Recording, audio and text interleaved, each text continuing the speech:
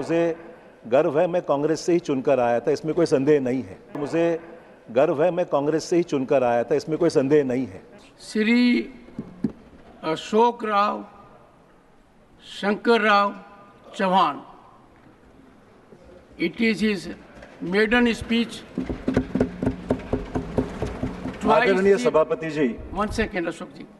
Twice Chief Minister of Maharashtra,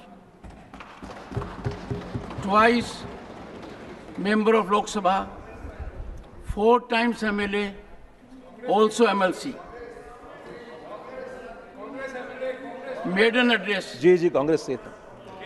आदरणीय सभापति जी, मैं आपका आभारी हूं, आपने संक्षिप्त में मेरे बायोडाटा का भी जिक्र किया और मुझे गर्व है मैं कांग्रेस से ही चुनकर आया था, इसमें कोई संदेह नहीं है।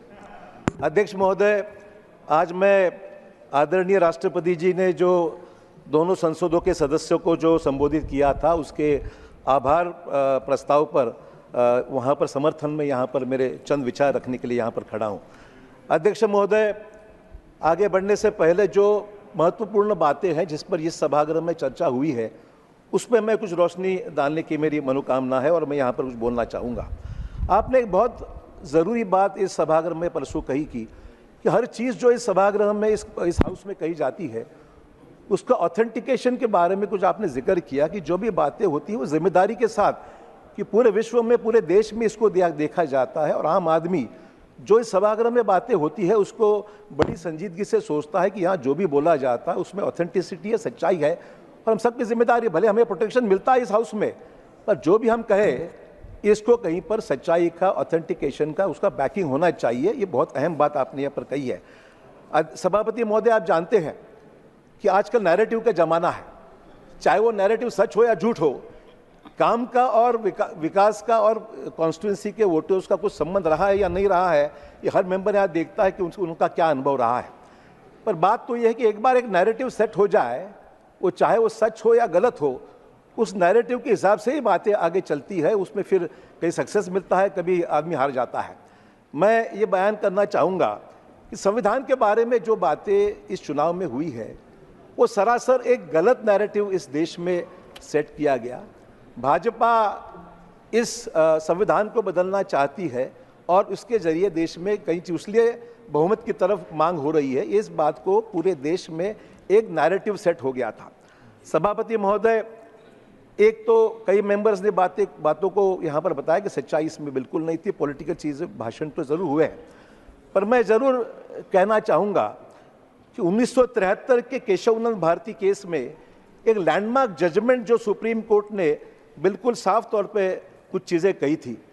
ये केशवानंद भारती केस में 13 जजेस के मेजॉरिटी से 13 जजेस की जजमेंट है जिसमें बहुमत से ये सुप्रीम कोर्ट ने कहा था कि the basic structure doctrine of the constitution which holds that certain fundamental features of the constitution such as democracy, secularism, federalism and rule of law cannot be amended by parliament.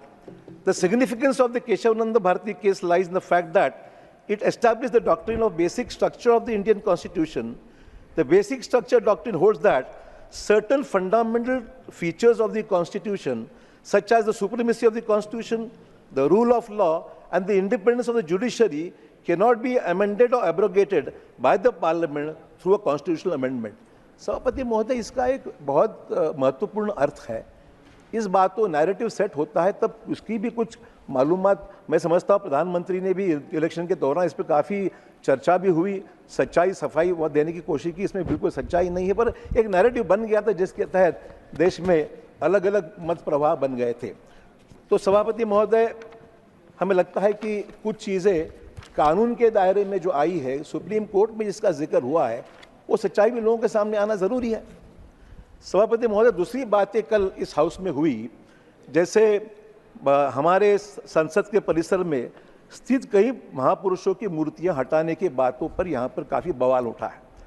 अध्यक्ष महोदय, सभापति महोदय, आप सब जानते हैं कि छत्रपति शिवाजी महाराज हो, माँ जिजाऊ हो, बाबा साहब अम्बेडकर जी हो, महात्मा ज्योतिबा फुले जी हो, अहिल्या देवी होळकर हो और संत महंतों के बारे में हमारे देश में सर्वोच्च विचार है आदर से इनके नाम लिए जाते हैं और इनके विचारों पे, तत्वों पे चलने वाला हमारा देश है, अक्रॉस पार्टी लाइंस। इसमें कोई दो राह नहीं है कि इधर कुछ और सोचते हैं उधर कुछ और, ऐसी बात ही नहीं है। और अध्यक्ष में सबसे इंपॉर्टेंट बात यह है, इस हाउस में संसदीय कार्य मंत्री ने बयान दिया है, उन्होंने स्पष्ट किया है कि ये मूर्तियां हटाई नहीं जाएंगी, बल्कि वहाँ एक सुंदर स्थल अलग बनाकर उसको ऐसे जगह पर हम लोग लगाएंगे ताकि हर व्यक्ति इन महापुरुषों के सामने नमन करके ही हाउस में जा सके। ऐसे स्थल पर वहाँ पर चल रहा है। देखिए सर, ऐसा है, आप मुझे सर मुझे प्रोटेक्शन दीजिए कि मैं अपने विचार यहाँ रख सकूँ। मेरा ये सभापति महोदय, सभापति महोदय, मैं आपसे प्रोटेक्शन चाहता हूं। जब इस हाउस में संसदीय कार्य मंत्री एक बयान देता है, वो उसका हक से उसका रिकॉर्ड पे चले जाता है। आपने खुद में जाकर इस चीज को देखा है।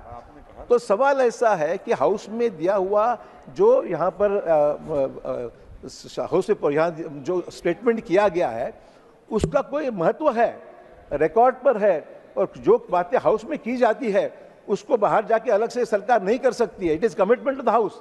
ये प्रिविलेज मोशन हो सकता है। तो अध्यक्ष महोदय, ये बातें यहाँ पर हाउस में करके लोगों को गुमराह करने की बात जब होती है तो सभापति महोदय बड़ा दुख होता है कि इसमें पार्लियामेंट्री प्रोसीजर्स का मामला है। इसमें आपने हाउस में जरूर इस बात को दोहराना चाहिए कि इसका इम्प्लीमेंटेशन जरूर होगा। सभापति महोदय, नीट के बारे में यहाँ हाउस में चर्चा काफी हुई। मुझे बताइए, हाउस के सदनों के दोनों हिस्से में इसके बारे में किसी का दो मत नहीं है कि इस पर तहकीकात होनी चाहिए, एक्शन होना चाहिए, ये सिस्टम पारदर्शक होनी चाहिए, और चाहे वो नीट की परीक्षाएं हो या और भी कोई कॉम्पिटिटिव एग्जामिनेशन हो, उसके परीक्षाओं के बारे में सिस्टम में बदलाव लाने की ज़रूरत है। मैं देवेगौड़ा साहब का यहाँ जिक्र जरूर करना चाहूँगा, जिसके उन्होंने समर्थन में कहा कि जब तक सीबीआई इंक्वायरी की पूरी मालूमात आती नहीं है तब तक इसमें कोई अलग से भूमिका लेना जरूरी नहीं, और दैट इन्वेस्टिगेशन द प्रोग्रेस में है। पर मुझे ये समझ नहीं आता है कि इसके बारे में जैसे सरकार समर्थन कर रही है कोई बात का, ऐसा जो चित्र निर्माण किया जा रहा है वो बिल्कुल सरासर गलत है। इसमें पूरी तहकीकात होनी चाहिए और जो कल्प्रिट्स है उस पर एक्शन होना ही चाहिए। इसमें किसी का, अध्यक्ष सभापति महोदय, अलग भूमिका नहीं है। पर सभापति महोदय, ये भी सच है कि ऐसे इंसिडेंट्स जो देश के कई राज्यों में हो रहे हैं उसके वजह से पालक, छात्रों के पेरेंट्स जो है, छात्र है, उनके बौद्धिक दिमाग पर बहुत तनाव पड़ता है। यदि आप नीट या जेईई के पास नहीं करते हैं तो जीवन व्यर्थ है, ऐसी तरीके की एक भावना स्टूडेंट्स में निर्माण हुई है। बड़ा मानसिक संतुलन खोने की बातें होती है। तो अध्यक्ष सभापति महोदय, बात ये है, इस पे बहुत गहराई से चर्चा भी सदन में होने की आवश्यकता है और इसके ऊपर सरकार ऐसा ठोस कदम उठाए। और मैं समझता हूँ भारतीय जनता पार्टी के संकल्प जो पत्र है इसमें भी इसका जिक्र किया गया है कि सरकारी भर्ती तथा शिक्षा संस्था की परीक्षाओं में पेपर लीक और अनियमितता के बारे में रोकने के बारे में सख्त कानून बनाने के बारे में मैनिफेस्टो में बीजेपी ने इसका जिक्र किया है।